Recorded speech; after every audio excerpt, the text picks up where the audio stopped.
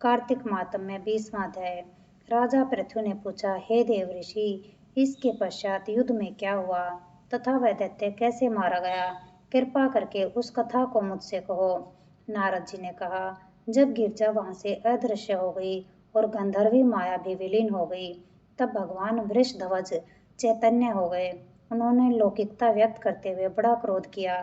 फिर भगवान शंकर जलंधर से युद्ध करने लगे।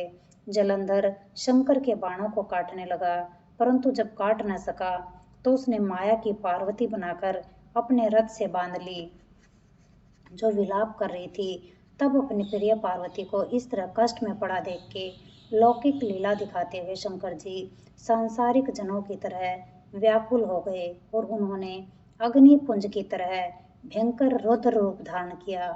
उनके रौद्र रूप को देखकर कोई भी दैत्य उनके सामने खड़ा होने में समर्थ न हो सका।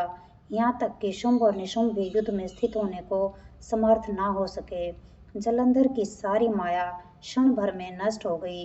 युद्ध में चारों ओर हाहाकार होने लगा। शिवजी ने उन भागते हुए शुंभ निशुंभ को शाप दिया और उन्हें बड़ा धिक्कार दिया और कहा, तुम दोनों बड़े ही दुष्ट हो। तुमने मेरा बड़ा अपराध किया है। तुम पार्वती को मारते थे और अब युद्ध से भागते हो। भागते हुए को मारना पाप है, इसलिए अब मैं तुम्हें नहीं मारूंगा, परंतु गौरी तुम्हें अवश्य मारेगी। शिवजी के ऐसा कहने पर समुद्र पुत्र जलंधर क्रोध में अग्नि के समान प्रज्वलित हो उठा। उसने शिवजी पर घोर बाण वर्षा करके धरती पर अंधकार कर दिया।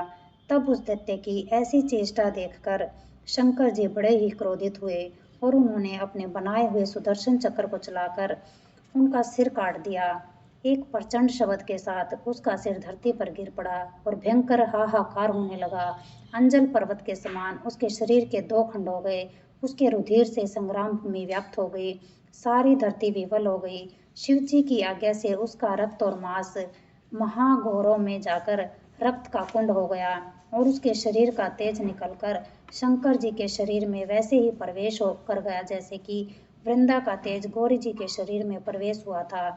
जलंधर को मरा हुआ देखकर देवता और गंधर्व सब प्रसन्न हो गए। जय भगवान। सुख शांति, सुख शांति, सुख शांति।